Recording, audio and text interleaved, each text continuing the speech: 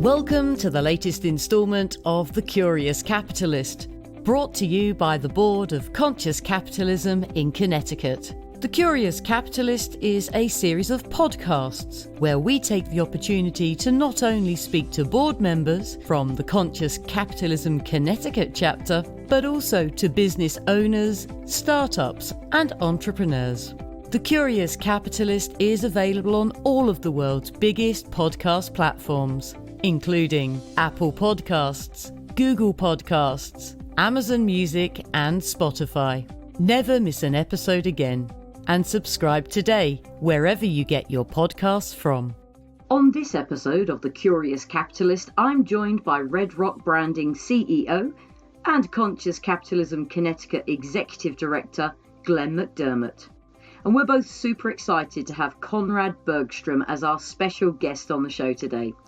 Now, Konrad is the founder of X-Shore, and both Glen and I are really genuinely excited to find out more about this Swedish company's range of electric boats, and more so, what the future of maritime technology is going to look like.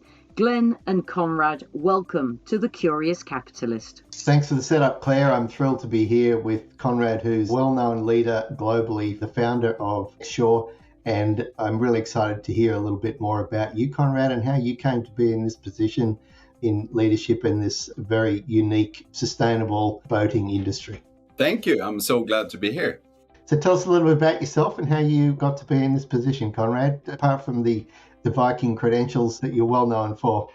My grandma is from a fisherman's family and my grandpa is from a seaman's family. So I always felt very close to the ocean, and I've been lucky to live close to it all my life. So when I grew up, I started, fish a lot and then continued to have a lot of fun in the water. So it was a lot of water sports, windsurfing, kite surfing, wakeboarding, and wave surfing. And back when I was in my 30s and actually doing these headphones and speakers, when I turned Marshall into a commercial brand, which I'm also the founder of, I could see the sea change. It wasn't easy to get fish. I saw dead animals when I was surfing, and it was kind of scary. So when I made some cash with the Marshall setup or Sound Industries, they have Marshall, Adidas, and Urban Ears, and we did Balmain and Marc Jacobs and whatnot. But we sold 20 million products in 100 countries in the first 10 years when I was there. So it was a huge success. So with that money that I got off with, I wanted to do something good. And my old dream, making boats, came through. So it was an old idea. I trademarked the brand already in 1996, and the technology wasn't there. But I could see the energy efficiency. I could visualize the being on the water, which is the coolest place on earth for me, without noise and fumes, would just be an incredible experience. And it was. So 2016, I managed to get the first prototype into the water. And I remember I actually have it on film when I'm driving it and people are looking at it and that doesn't sound anything. And I'm like, yeah, it's like a Tesla. The boat didn't go more than 400 meters, but the experience was just incredible. Being on the water without noise and fumes, and it was like sailing without wind. I'm like, I have to go all in on this. How does that work, Konrad? So you have this idea, you want to make an electric boat. What do? You're obviously very successful in what you do. Whose door do you knock on and say, excuse me, I'd like to build an electric boat? How did that happen? How was it conceived, I guess? I'm not sure it was a door. It was more like knocking on the head, hello, let's do this. I think in the beginning of the projects, you shouldn't knock on too many doors. You need to work it out, and then you can move quicker. So, there is always different timings for different when you need investment or you need a team and stuff. But like I said, I had this idea very far back, but I was too busy with, selling all these speakers and headphones around the globe. So I could have a lot of time to actually think through that idea. So once we launched it, I would say, the first prototype that looks like the design concept and so on was in 2018 when we did the Power of Silence tour in Saint-Tropez, Cannes. We went to Lago de Garda and Isha, all these places that you want to go to, right? It's a hard life, Konrad. It's a hard life. It was a really hard life. And we wanted to see, like, does people think this is as cool as we do? And they actually did. They sucked it in, and it was a love for the brand, and they loved the design and the colors that we choose. So it was like very, very successful from a brand point of view. But then, I mean, we were very far from having the technology together that with the boats we are actually selling commercial today. So at Conscious Capitalism, we often define purpose as being the main motivator within an organization. Tell me a little bit about the purpose of X-Shore and how you've been able to define that. I love your tagline, by the way. The power of silence is, for me, speaks volumes about the values in your company and the serenity factor involved with boating and how that can be the best possible experience. But tell me how you develop that a little bit and how you articulate that within the brand and how much it motivates and unifies your whole organization. Actually, the power of silence is actually a trademark that we own as well. And like I said, for me personally, I had enough cash. I'm very far from even the richest person, but what can you do with money? I had food on the plate every day, and I had paid a big price to be very successful. I was traveling 250 days a year for 20 years. A lot of drinking, a lot of, nice dinners and so on. And living on a plane is not really sustainable. Not for yourself, not for the environment. And I wanted that to change. You can do this for a while, but if I'm going to do one more journey, I'm going to do it differently. I'm not willing to put my own health into the bucket of building a new company. So the higher purpose has been there all the time.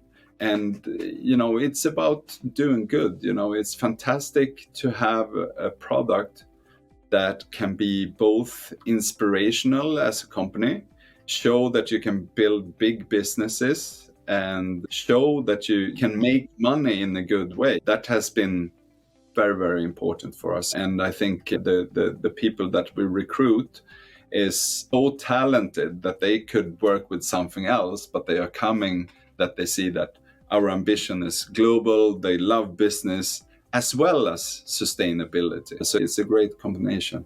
So the theme that we follow within Conscious Capitalism is around stakeholders, not just shareholders. Originally, it was the shareholders got everything first and everything was done for them. Tell us a little bit about your stakeholder community, your vendors, obviously your fishing and boating community is a big part of that as customers, but you have very ambitious goals in terms of sustainability. So how are you indoctrinating your supply chain to think along these lines?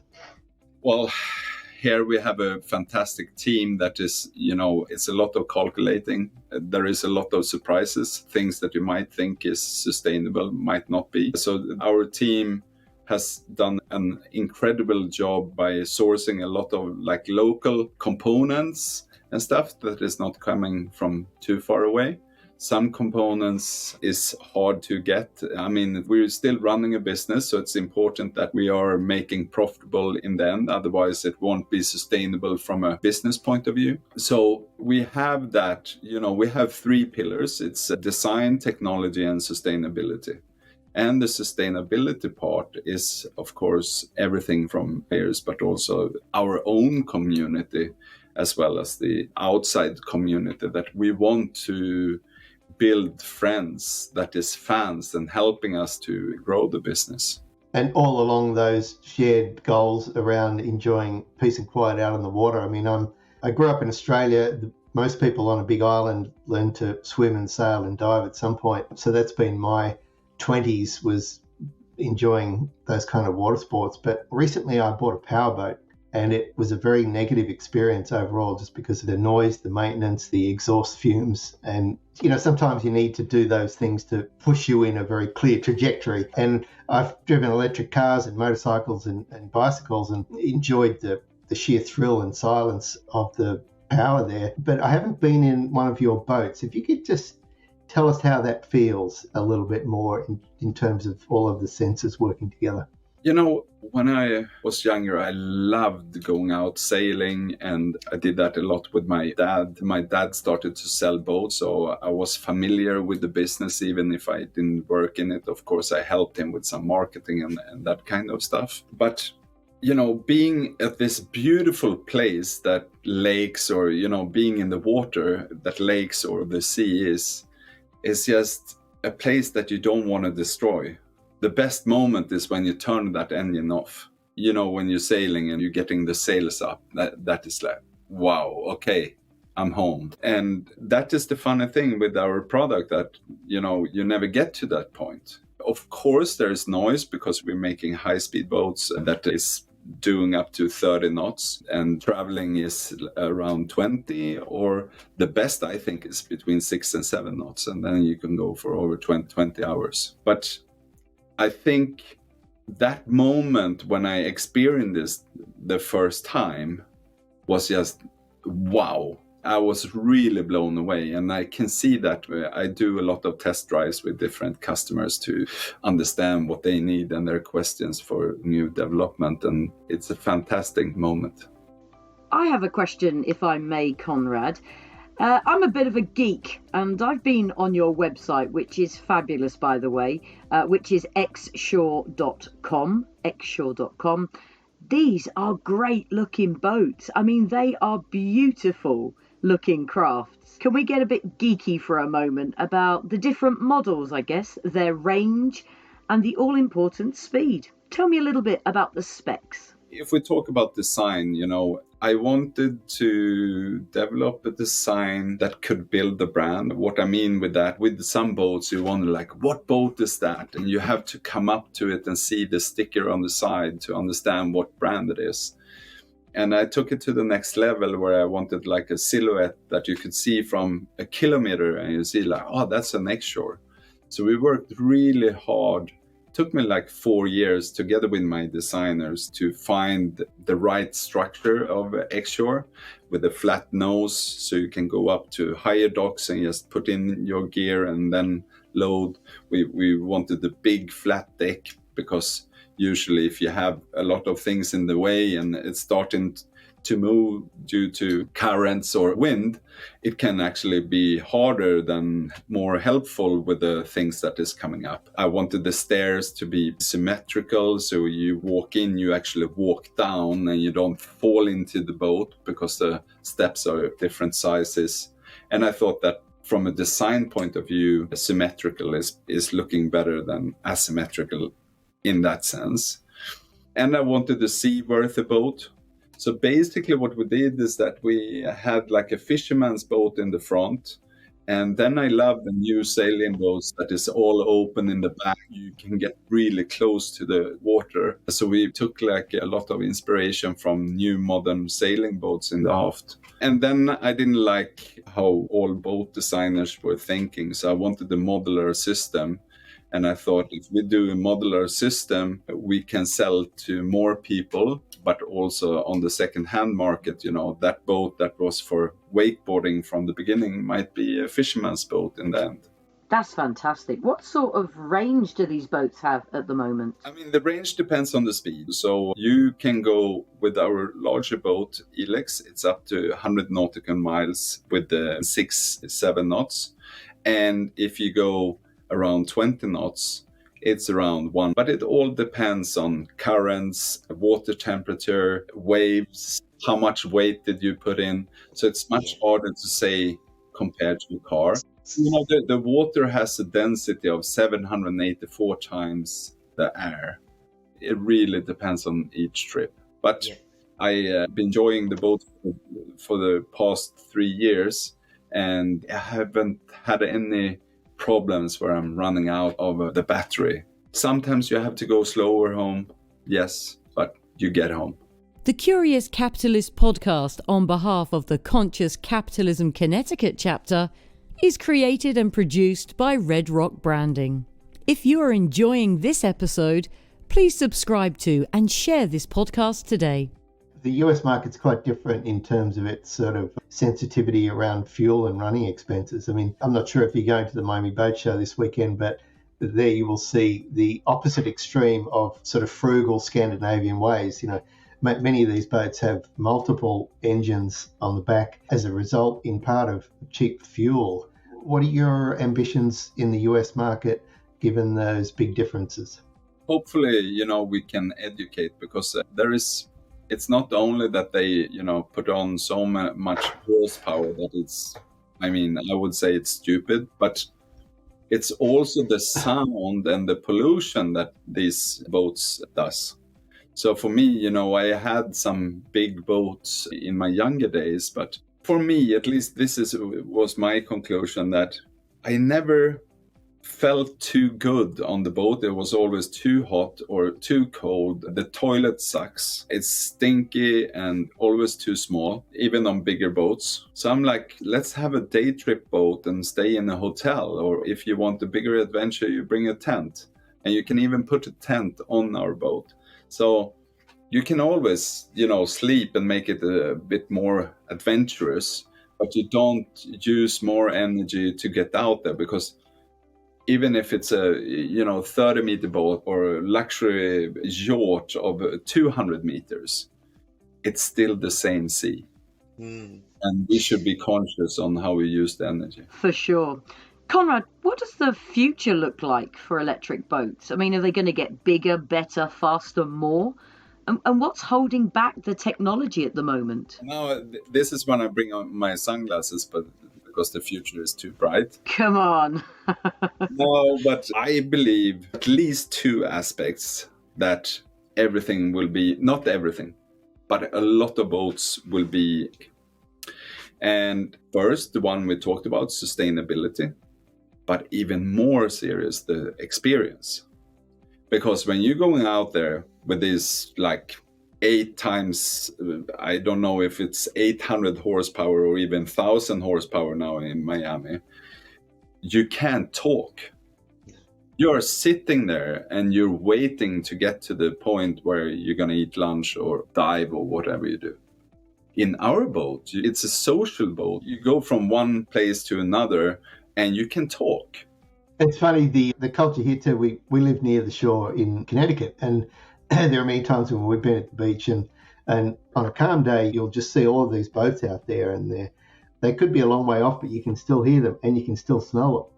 So as you know, those audio signals and smells carry a long way across the water. So it in fact erodes the beauty of boating for everybody, if that's the case. Even people on the beach like us, who are completely, bystanders in this situation. So I share your enthusiasm around the serenity experience of being able to enjoy the conversation and the social aspects of it, as well as how that applies to everyone else as well. So there are many concentric circles. Yeah, I think we need to respect each other a little bit more, because when these boats are coming, it's not that fun. You're sitting there and then... And also people who maybe invested in houses to live by the seafront and stuff. And don't forget all the animals that is actually living down there. Again, the water has a much higher density, so the sound travels much longer. So you're stressing. There is a lot of education to be done, and a lot of research is made lately that is showing that even the fishes are getting stressed and scared and cannot make sex, or what you say, to survive as an animal. And recreational boating is growing around 10% per year. So it's fantastic that more and more people is getting out there and want to enjoy the sea, but we need to respect our environment and the others that is around there. Otherwise, it will not be a beautiful place. I've just been through the journey on your website, and I'm recovering from a little bit of a sticker shock. And I know these very elegant designs. It's got that classic Scandinavian elegance built into it, and the technology is right on the leading edge in terms of all of the applications. But in terms of it being a product that's more accessible, have you got any thoughts on that? The E in the US was $329,000. The new boat is less than half the X-Shore one. So, when technology is new, we didn't have the new big factory that we have now. It was quite inefficient to build the first boats. And now we invested a lot in having a very super efficient production, as well as making it very, very sustainable. So it's hard to do everything at once. You need to do it step by step. But the team that we have is working very, very quickly and have done an amazing job. Cutting edge technology is expensive. So is it something that in the future the prices are naturally going to come down as the technology becomes more advanced? And I guess you've managed to streamline the manufacturing. We took it down from 329 to around 129, I think, for the US. So we almost cut to 1/3. And, we wanted to democratize boating, and especially that you can now actually think of buying an electric boat for the same price as a combustion engine boat. The way you think of the underwater world as one of your key stakeholders, population there don't really have a good spokesperson, so they're relying on us to be better stewards of their world.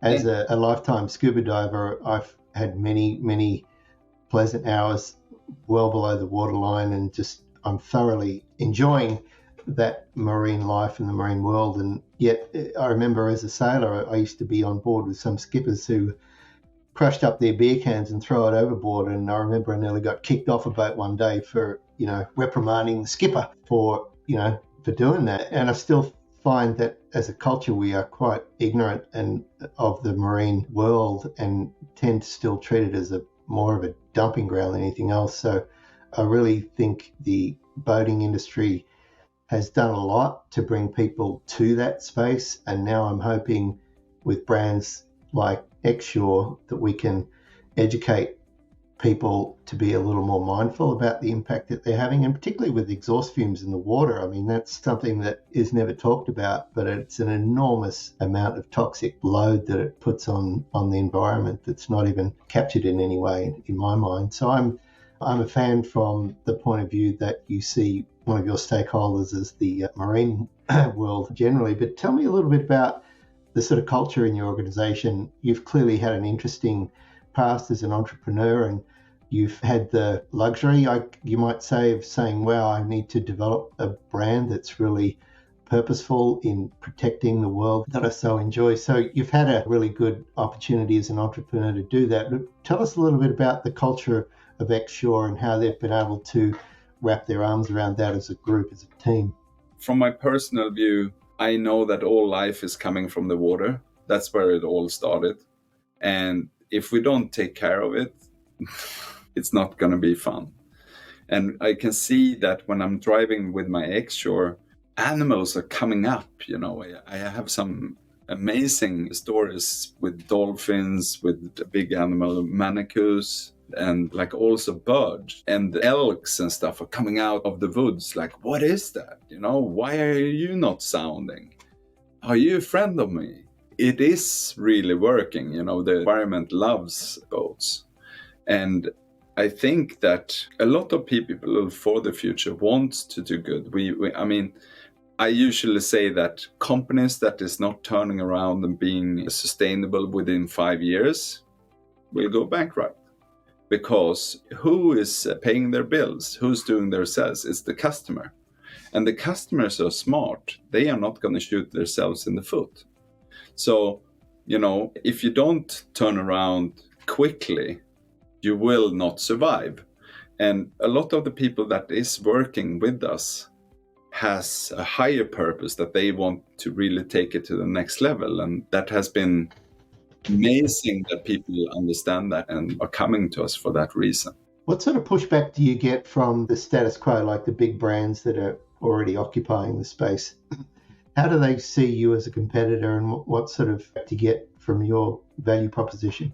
Well, we haven't really had any backs, I would say, from any big brands. They like, yeah, let them play over there. And now it's like a different sound in the bell. But I remember the first time in 2018 when I showed the boat, and of course I was there myself to see people's reactions. And it was actually like a handful of people who came up to me and told me how stupid I was. You can't mix electricity with water. That's never going to work. And I tried to explain to them as an engineer, have you heard of IP certificates? There is ways to keep electricity from the water. 2019, people started to ask, we are thinking of an electric boat. What is your offer? And then 2020 and now 2020, they're really, hi, we're here to buy an electric boat. Love X-Shore. And now, in Miami, there is a whole electric pavilion in the best area of the show. So it's quite interesting what's coming out of this week. Is it similar to the way electric vehicles have created like a domino effect with their brands? Thinking of it starting with Tesla, and now every manufacturer is jumping on hybrid and electric technology. Is this something you expect to see the likes of Yamaha, Suzuki and other large boat manufacturers explore? If you look at the forecasts, it's electrics that is really growing. There is still, of course, just like in cars, for some reasons that will do combustion engines. A car is isolated, it's usually closed. A boat is usually open. So you always get the fumes in on a ride. If you get the fumes into a car when you've been to the supermarket that Saturday with your wife and the kids, it's cold November. You're putting the kids and the wife in the car, you're starting it to get heated, and it's blowing the wrong direction, so the fumes are getting in. Your wife is not angry. She's going to divorce you and you kill the kids. When you do that in a boat, that happens every time. The mom says, I'm sorry. This is just a part of the trip. It's just part of the boating experience. And I never understood that. I'm like, okay, is this really part of the trip? Does it have to be like that? Or could it be better? And we solved that with electric boats. With the economics, electric engines don't have oil and stuff and don't need as much service. So you're saving cost there. And in Sweden, the energy cost is very low compared to the petrol. So it's costing like 5% to drive it in comparison. I love the way you brought that story about the wife and the kids in, because that's exactly what it's like. And yet we've accepted all of the byproducts of ICE engines for years without really questioning them. So I see what's ahead for you. I love your sunglass analogy, because for me, this is like coming out of steam engines into, regular engines. It's just as transformative. And there are so many things that I've seen an improved customer journey in electric mobility in other areas. And I'm thrilled to see and hear your version of what that's looking like going forward. And you've obviously had plenty of experience at it, so your stories will be well shared, Konrad. You've been a joy as a guest and sharing your stories, and we're really happy to have you as part of the Conscious Capitalism community, because we look at sustainability and the future of our planet as being one of the main drivers of what we do. So thank you. Is there anything you wanted to just throw in there as a wrap-up? We'd love to hear it. I'm very happy that you invited me so I can tell the story. And actually, it's a lot of education. So the people that is getting the information, you shouldn't feel stupid. Just start to act, because I was one of you and I had these big boats with big engines and stuff. But I didn't realize it's a lot about things that you don't think that you are harming before you actually get the statistics and seeing a different solution. Absolutely. Konrad, it's been such a pleasure having you on the Curious Capitalist podcast today. Thank you so much for your time.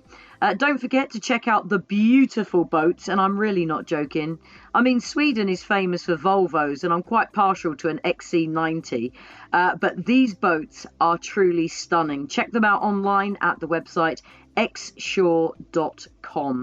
That's xshore.com. Konrad, thank you so much. We really must chat again, by the way, so that we can find out more about your previous life with Marshall. I'm so intrigued at that stack of amplifiers behind you. Thanks for your time today, guys. That'll be another episode. Yes. Thanks, Konrad. Enjoy the show. Thank Take you. care. Thank you for taking the time to listen to this episode of The Curious Capitalist. If you would like to find out more about conscious capitalism, or if you would like to join the local chapter, visit the website connecticut.consciouscapitalism.org. The Curious Capitalist is available on all podcast platforms, including Apple Podcasts, Google Podcasts, Amazon Music and Spotify. If you have enjoyed listening to this episode, subscribe to and share this podcast today. This podcast was created and produced by Red Rock Branding. redrockbranding.com.